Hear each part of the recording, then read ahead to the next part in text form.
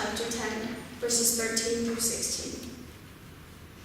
People were bringing children to Jesus so that he would bless them, but the disciples scolded them. When Jesus saw this, he grew angry and said to them, "Allow the children to come to me. Don't forbid them, because God's kingdom belongs to people like these children.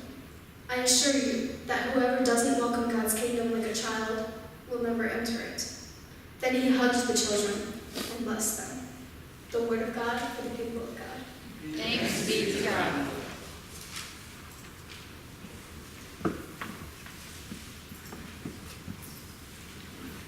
And I'd like to invite our children forward as we share a moment together. We're both gathered here instead of where we usually.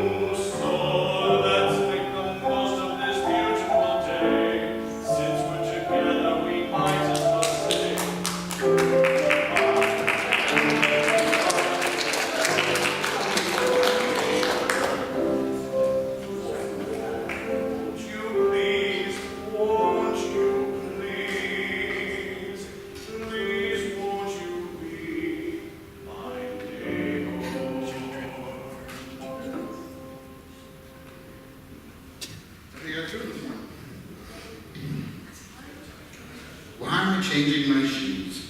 Well, I've got something to show you. I brought something today.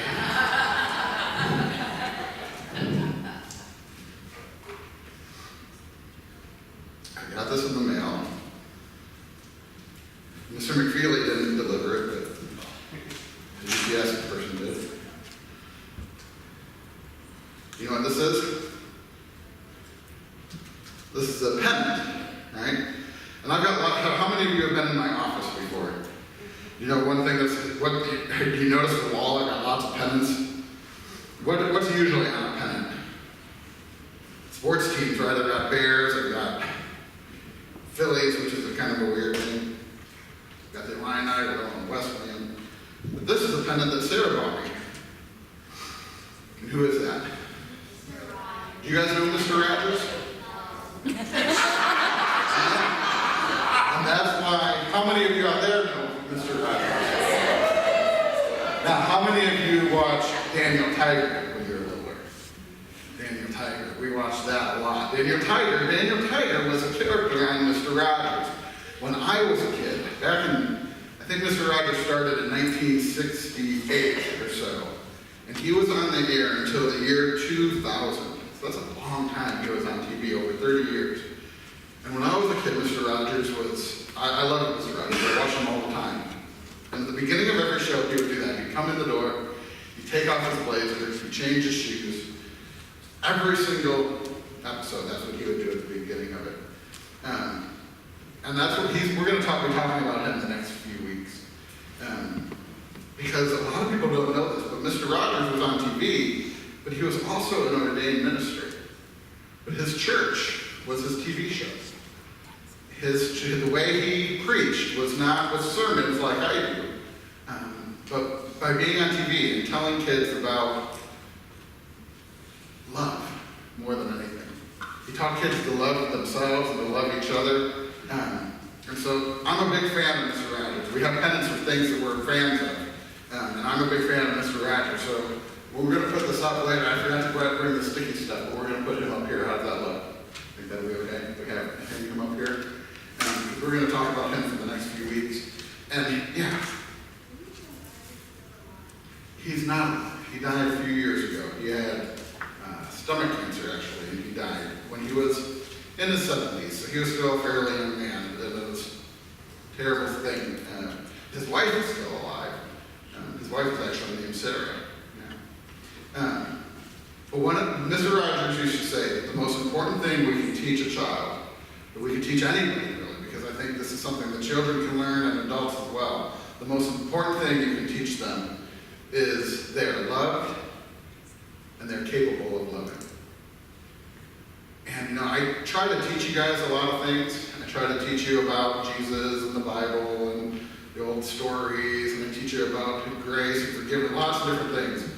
But if I can teach you that you are loved and that you are capable of loving, that's the most important thing I can teach you. And I hope you know that you are loved. You're loved by me, and you're loved by God for who you are right now. And you're amazing, all five of you. I know you all pretty well. And all five of you are amazing kids. And you've got amazing talents and amazing things that you do, and you make me laugh, and you make me, we have a good time together. But the reason I love you is just because of who you are. All right? So thanks. Would you say a little prayer for me? With me? Gracious God, I give you thanks for these young people, for their hearts, for who they are, and who they are created to be. I'm so thankful for them and for the love they share. In Christ's name we pray. Amen. And it's funny, I accidentally said we pray for me instead of pray with me. But one of the things Mr. Rogers used to do was he would ask people to pray for him. And here he is, this, TV star, everybody knew him, and he would meet people that were so excited and nervous, and they'd be so excited to see him. And he met both young and old, and kids with disabilities, and kids who were sick, and kids, all sorts of people. And all the time he would ask people, would you pray for me? And it's something that struck with me over the last few weeks thinking about that. So I'm gonna show you part of a movie now. It's about 5 minutes. This is a documentary that was just made on Mr. Rogers, because you might be wondering why would we be talking about Mr. Rogers, especially for 5 weeks. It seems like a strange thing, but we're going to look at 5 of the more important lessons that he taught over the years, over 30 years on television. And our first is Children Are Precious. And we're going to show this movie. This is a documentary that was made and released this summer. And so Mr. Rogers has gotten a little bit more press than usual that he had in a long time. And he's kind of regained some popularity, I think for a lot of reasons. One is because, I asked in our Bible study a couple weeks ago, on Monday at noon, I asked people, what do you think of when you think of Mr. Rogers? And they said, calm, peace, sort of a kindness, that just sincerity, almost corny. And I think our world needs a little bit of corny right now. I think we could use a little bit of corny, a little bit of sincerity, a little bit of kindness and peace. And so that's what we're going to be talking about for a while. This documentary was really popular this summer. And so we're going to watch a little piece about it. Is it ready? I think so. All right. We'll see. For somebody who's in television,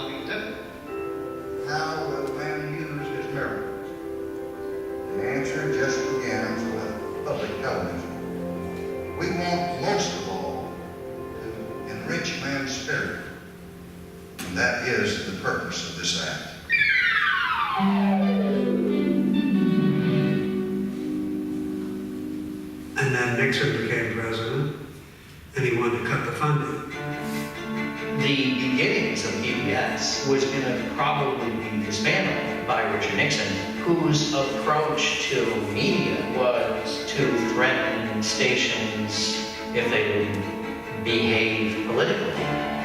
Nixon had a problem with his budget. He had to find money for the Vietnam War. It wasn't a lot of money in today's terms, but he wanted to cut the budget. In the midst of all this, Fred Rogers gets to go before Congress, argue for $20 million of funding to sort of solidify PBS in front of John Pastore, who was the senator who had already sort of made his congressional bones by attacking television. This is going to be a thorough hearing. This is going to be a hearing not to reach for a headline, but to reach for a result. There have been 2 days of hearings, and he hasn't been very impressed. If you've been watching those hearings and you had to bet on whether or not PBS was going to keep going, no. And educational television should permanently struggle for subsistence is intolerable. All right, what's the next one? Senator Pastore told the group, I've heard everybody read your testimonies. I don't want anyone to read anymore. I'm tired of hearing the reading. When I heard about that, I thought, uh-oh, Fred. All right, Rocky, you got the phone. And I could hear in his voice the nerves. Senator Pastore, this is a philosophical statement and would take about 10 minutes to read, so I'll not do that.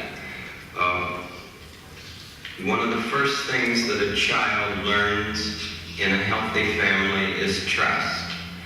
And I trust what you have said that you will read this. It's very important to me. I care deeply about children. My first children... Will it make you happy if you read it? I'd just like to talk about it if it's all right.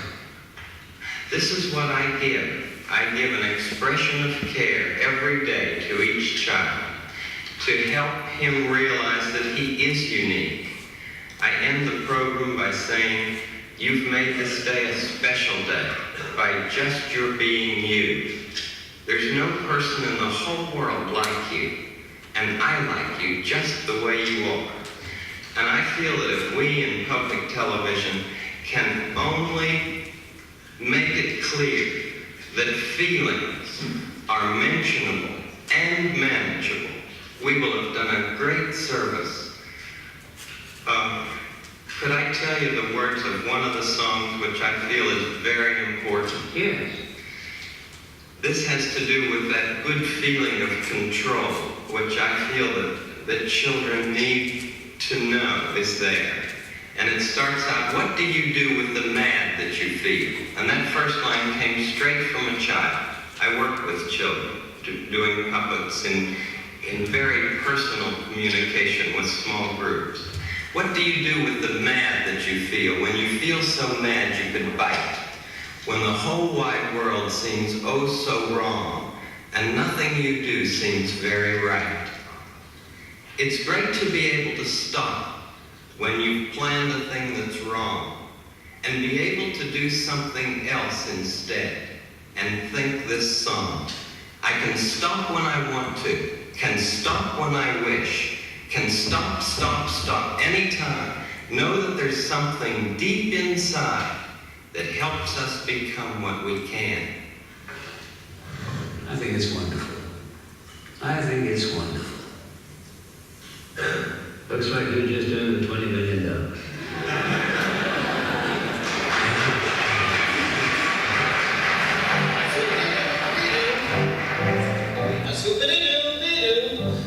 Fred Rogers is easily the star of the show. And if children had votes, public television would be on Easy Street tomorrow. Well, that was Mr. Rogers in front of Congress. And at the beginning of the clip, I started it a little early because this was a piece that was important to him. He said at the beginning, too many times when we think of children as future consumers, all we value children for is what they're going to buy. And if you watch TV in my era, in the 80s, that got even more true. When he started in the 60s, that was somewhat true. And they showed that commercial of, the boys getting the gun in the midst of the Vietnam War and all of that. But when I was a kid, almost every TV show that was geared toward kids was a commercial. It was a commercial. It was for toys. It was Transformers. It was He-Man. It was, My Little Pony. It was G.I. Joe. It was Thundercats. All these shows that I loved as a kid were trying to get kids to buy toys. And then there was Mr. Rogers, who just spent time, who talked slowly and deliberately, who brought interesting things to a show every week, every day. He sang these simple little songs that were beautiful and repetitive sometimes, and just told you this little story about love or simple things. He would take you to factories, the famous one. You'd go to Picture, and he took you to see how crayons were made. That was my absolute favorite, and it was basically just some classical music and shots of a factory and how crayons were made.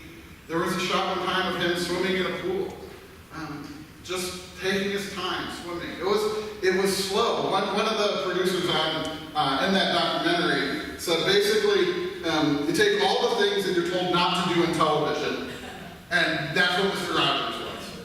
It was simple sets, it was sock puppets, it was plastic puppets that didn't move. He did all the voices of his neighborhood of make-believe.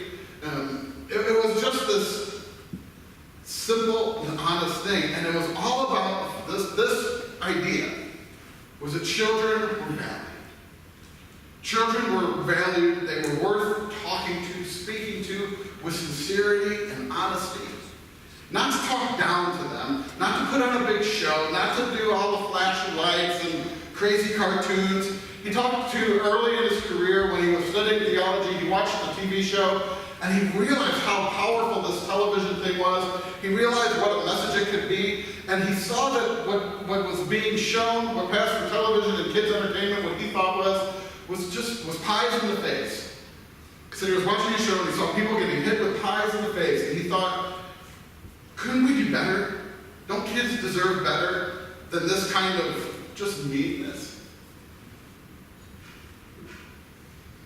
And it's funny, I watch kids' TV today, and so many times it's flashy, it's quick. So many of the shows are kids being mean to each other.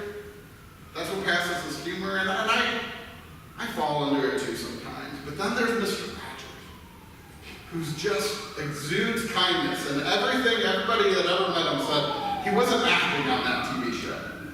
That was him. He was the same, he was Mr. Rogers, he was not a character. But he valued children, and he wanted them to know they were loved, he wanted to know they were unique, and that's what we're going to do the next 4 weeks. There's a few other things that he repeated so many times. You are special. I like you just the way you are.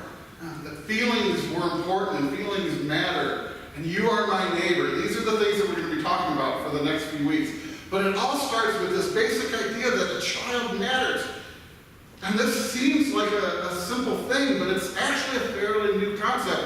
And the idea of childhood being a time of development, the idea of childhood being its own thing, that children aren't just potential. Right? The children aren't just something that will be valuable someday. That childhood in itself is of value. That childhood is an important time where people learn, and they learn important things and learn how to grow and learn how to be in relation with each other, not just learn how to be producers or consumers. And the thing is, Jesus, all these years ago, 2,000 years ago, had these two very short exchanges that we have in our Gospels, and Autumn read one of them, and it comes just a few chapters after the first one in the Gospel of Mark, where Jesus says, "Let the children come to me."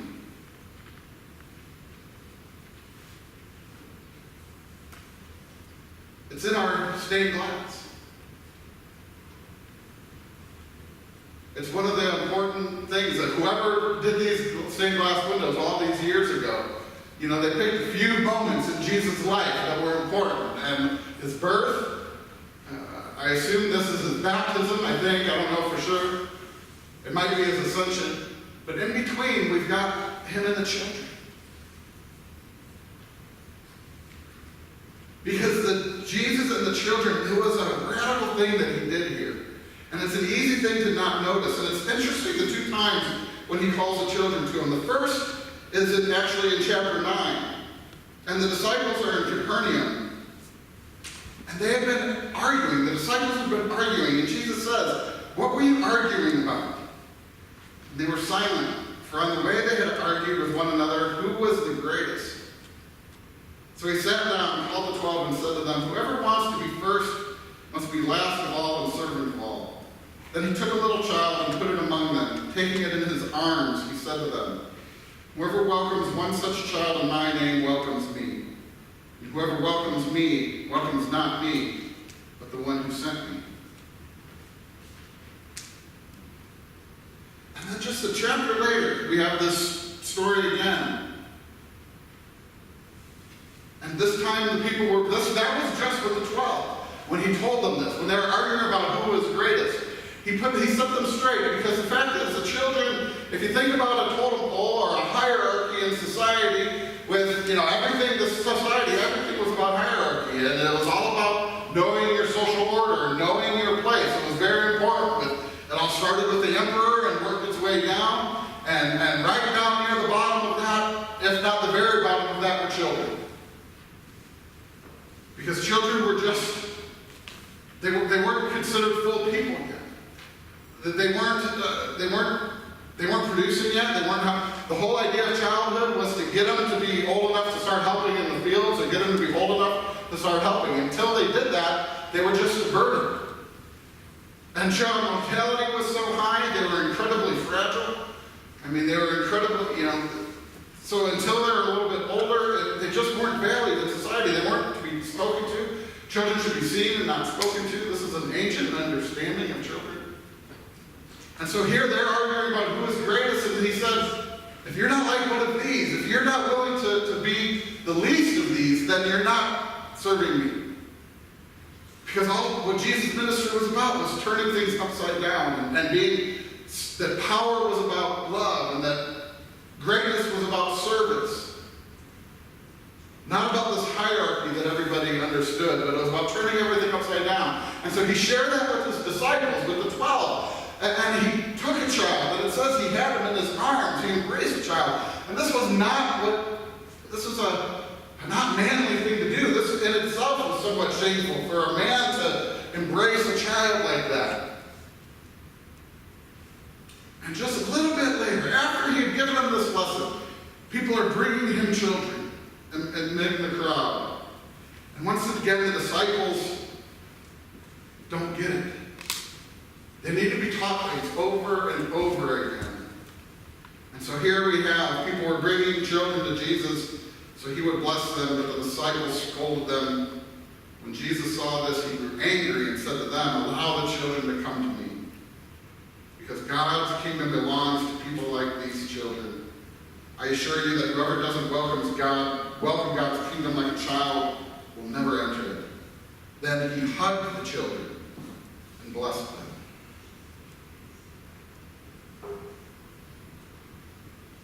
And I think that last sentence is among the most important of this whole thing.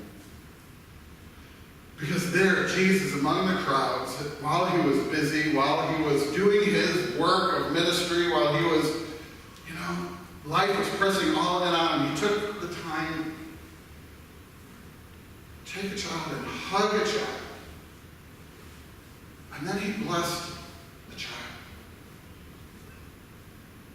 And for Jesus to bless a child was an important thing. Because as far as the culture was concerned, children were signs of blessing. Right? We have children being signs of blessing throughout the Bible.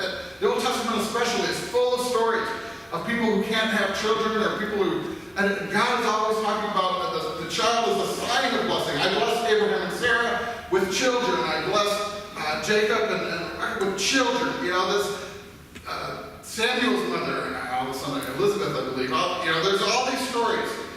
Forgive me, I forgot that one. There's all these stories of women being blessed with children, and it's never about the child themselves. Because this child was a sign of status, it time that you were going to be okay as a family, that you were going to have property lines, and that you were going to keep going, your name would keep going. So children were valued for what they provided adults. They were valued for what they were giving those that had them. But here, instead of being a sign of blessing, Jesus gives the child a blessing. Right there. For who he or she is. Not just for what they would become. And you know, there's a tendency to think, well, that was how we treated children back then, and we've learned from our mistakes. We've learned that children are important. And most of us talk, churches especially love to talk about loving children. We love children. We want to have lots of kids. We love lots of kids in the children's time, and we want to have a big Sunday school. We want to have a big VBS. And there's lots of churches that say they love kids. And then there's the churches that love actual kids. Because I think these words of Jesus, and I think the lesson from Mr. Rogers, needs to be a constant reminder to us that children are valued not because of the parents they bring. And I've heard that before, that we need to get kids to start coming because then their parents will start coming too. But children are valued not because of the parents they bring. Children aren't valued because someday they'll be able to sit on committees and fill quotas on boards that have to have youth representatives. Children aren't valued because, what they might be someday. They're valued right now. And I've been to a lot of churches that do children's moments. And I've been asked over the years, I've been doing church for my very first job at a church in 2003. So I've been working in churches now for 15 years. And my very first job, one of the very first duties I had was to do the children's moment.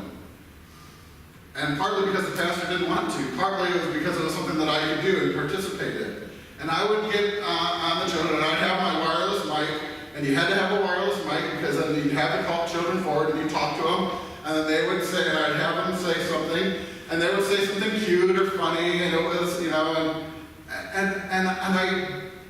always had the children, face the congregation, and that's how we kind of do it here too a lot of times. And a lot of churches do that kind of children's moment, but what it is for most people, it's a time to put the kids on display. Look at all these great kids we have. Look at the funny things they say. It's like that old show. Kids say the darndest things. That's what it felt like sometimes. And so that's why when we have our children's moment, I don't have a wireless mic. And usually they sit here just because that's the easiest way to do it. Because they like to sit up on the stage. It's a nice, simple place to sit. But honestly, I prefer it this way. Because then they can just look at me and we can talk. Because the children's moment is a time for me to talk to the kids and say, this is important for you. And my children's moments are always basically what I'm going to say in the sermon, just a little shorter. And it's not, frankly, if you don't hear what they say, I don't care. Because it's not for you guys. I'm sorry to say that. It's so that I can talk with the kids and let them know that this is important. And if they say something funny or if they say something, I know you should be in on it and it's great. I know you want to hear it because you love the kids too, but it's not about entertaining the adults in the room.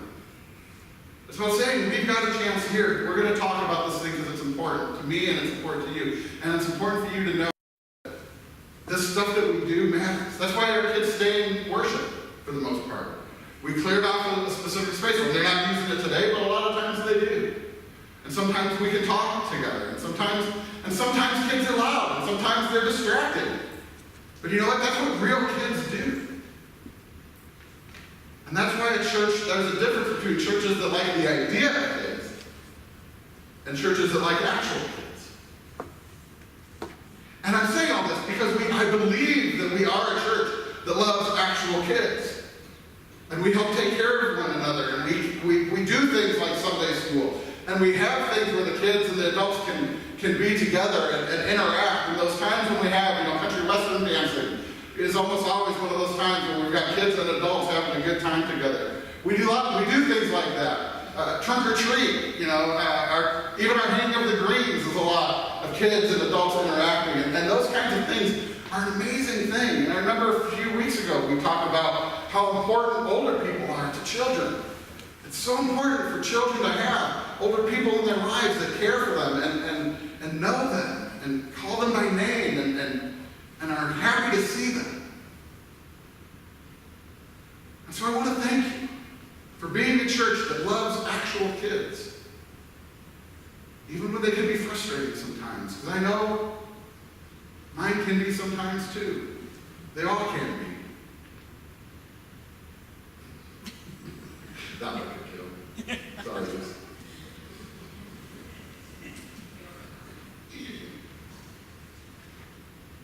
But to be a people of God, to be Christ's church means we're going to value kids, and we're going to embrace them, and we're going to bless them. And we're going to say, you're valued for who you are right now. And so I invite you, this is the start of Sunday school, a new Sunday school year. And we're going to, after church, we're going to break up into our groups. We've got a kids class, we've got an older kids class. We'll have our adult Bible study as well, and you're invited to be a part of those things. We're starting up our Wednesday night activities again. And with dinner together. It's a great chance. If you want to get to know some young people, come to dinner on Wednesday at 5:30. And sit with them and talk with them. And they want to get to know you. I promise they do. And we have dinner, and then we have games, and we have different activities, and we teach them about Jesus, and we teach them about God, and we teach them about the lessons and prayers and all these kinds of things, and we teach them about life. But the most important thing we teach any of our children is that they're loved by God, they're loved by us, and they're capable of loving because they were first loved. And so we're going to be talking about Fred Rogers, and hopefully these kids don't know Mr. Rogers, but they all have YouTube, and you can find him. I don't recommend YouTube very often, but you can still find Mr. Rogers on old episodes, on PBS, or on, I think there are a lot of them around a thing called Vimeo, which is kind of like YouTube. And we're going to rediscover these very simple lessons, but very, very important lessons. And the first among them is children are precious. They are blessings, and they are blessed. And we can learn from them. And they can teach us some important lessons too. So I wanted to end this. Mr. Rogers ended every show, and I always get in trouble. Mark tells me not to do this. I always get in trouble when I sing a little tune. But I remembered this tune as I was doing this work. But he ended every show with this. And if you remember the words, please sing along. And you'd end like this. It's such a good feeling to know you're alive. It's such a happy feeling you're growing inside. And when you wake up ready to say, I think I'll make a snappy new day. It's such a good feeling. A very good feeling. The feeling you know that I'll be back when the day is due. I'll have more